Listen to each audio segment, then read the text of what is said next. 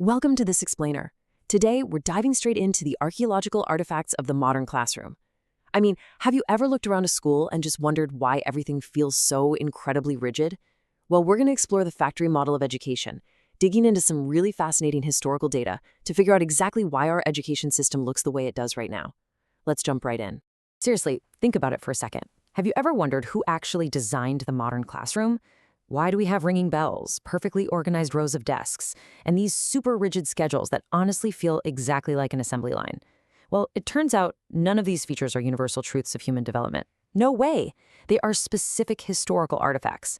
So, to understand why our classrooms are kind of stuck in the past, we really need to dig into the blueprints that originally built them. Which brings us to Section 1, the Prussian factory blueprint. To really wrap our heads around this, we have to travel way back to the 19th century. The architectural DNA of the American Common School wasn't some indigenous, homegrown development. Actually, it was deliberately imported. In the 1840s, educational reformers like Horace Mann brought over a highly centralized, state-run model straight from Prussia. And get this, Prussian leaders originally designed this system to produce obedient citizens, disciplined workers, and loyal soldiers. Fast forward a bit, and this blueprint merged perfectly with the booming demands of the American Industrial Revolution. By 1892, the Committee of 10 had standardized the academic hierarchy, and then in 1906, the Carnegie unit was created. So our entire system was literally engineered for a completely different era. And when you look closely, there is a shocking parallel between what factory owners needed back then and how classrooms were physically and psychologically designed to churn out compliant workers. Industrial factory values, things like standardization, total obedience, and time punching, they directly manifest in education as uniform textbooks, punitive grading, and rigid bell schedules. The whole factory model metaphor, yeah, it's really not an exaggeration. Schools were explicitly designed just like assembly lines, where students were basically the raw products being shaped to meet the specifications of an industrial economy. Bells were introduced specifically to mimic factory shifts, literally teaching students to respond automatically to mechanical signals. We can actually see the intent behind all this right in the historical record. Woodrow Wilson once stated, "We want one class of persons to have a liberal education, and we want another class to forego the privileges and fit themselves to perform specific, difficult manual tasks." It's wild to hear today, but leaders like Wilson, along with early philanthropic boards, explicitly designed the system to organize a predictable, docile labor force. The intent wasn't necessarily to nurture independent thinkers or philosophers. It was, quite frankly, a way to manage populations at a massive scale. Moving on to Section 2, the time-based learning trap. So this whole industrial mindset completely cemented these structural rigidities into place, and it trapped students in a system that measures time instead of actual knowledge. Take the Carnegie unit, for example. It's a time-based standard that basically measures a student's exposure to a subject, typically about 120 hours of seat time, rather than their actual mastery of the material. Now, it was developed way back in 1905, and originally it was just an administrative tool used to standardize pensions for college professors. But today, that exact same Carnegie unit still governs almost everything, from your high school graduation requirements to federal financial aid. The crazy part is, this metric is just a crude proxy. It literally only measures the hours a student spends sitting in a chair, not what they actually learned, treating every single student as if they absorb information at the exact same pace. Oh, and here's a surprising one. You know that classic 180-day school calendar with a long summer break? It actually has absolutely nothing to do with the agrarian harvest, even though almost everyone thinks it does. Research shows the really busy farming seasons were actually spring and autumn. The real reason that schedule was created was just a compromise to let kids escape sweltering, smelly 19th century cities before air conditioning was even a thing. People were literally fleeing the urban heat and, well, horse poop and rotting garbage in the streets. Yet somehow, this 180-day schedule is now completely set in stone, leading to what researchers call the summer slide, where students lose a chunk of their learning. Let's look at Section 3, how schools kill creativity.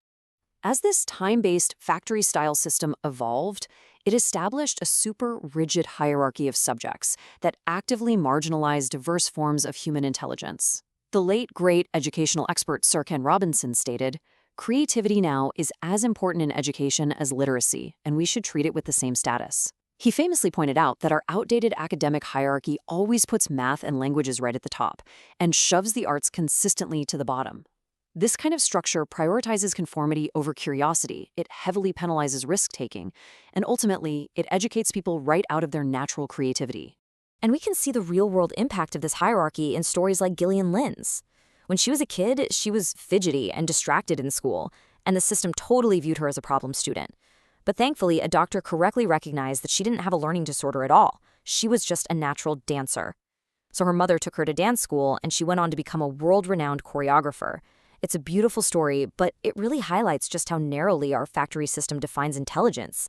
And you have to wonder how many incredibly gifted children are misdiagnosed every day just because their specific strengths lie outside conventional academics. That brings us to Section 4, the future skills mismatch. Okay, so we've looked at the past, but now we really need to look at the present. These rigid 19th century structures are on a direct collision course with our modern economy. According to the World Economic Forum's Future of Jobs report, a staggering 22% of current jobs are going to face massive structural transformation in the near future. We are literally talking about 92 million roles being displaced due to AI, rapid technological shifts, and the green transition. So, what are employers actually going to need from the next generation? Well, according to that same World Economic Forum data on top emerging skills, they are desperately looking for analytical thinking, resilience and agility, and creative thinking. Notice a pattern here?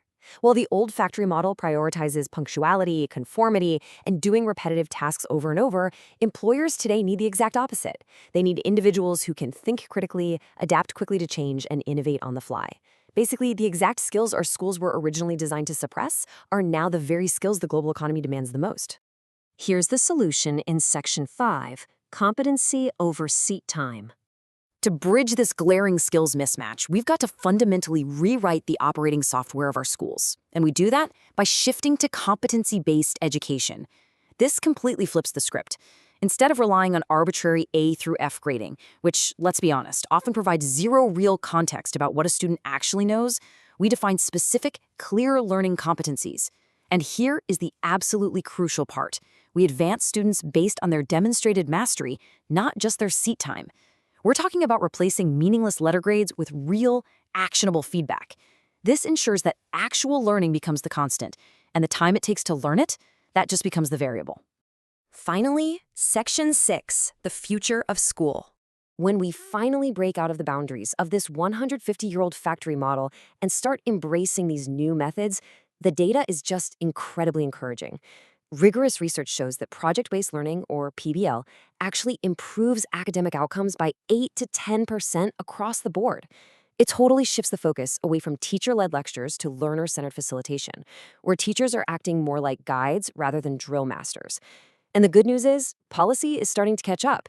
States like Indiana are already replacing high-stakes testing with competency pathways, and Massachusetts is moving toward competency determinations based on coursework and capstone projects. So the shift is already happening right now. So I'll leave you with this final thought. If we are preparing students for a world we can scarcely imagine, why on earth are we still using a blueprint from a world that no longer exists? The archaeology of the modern classroom reveals a system built for an industrial past. If we truly want to prepare our kids for an unpredictable, fast-moving future filled with AI and rapid change, isn't it finally time we retire the factory model once and for all? Thank you so much for joining me for this explainer. Keep questioning, keep learning, and I'll catch you next time.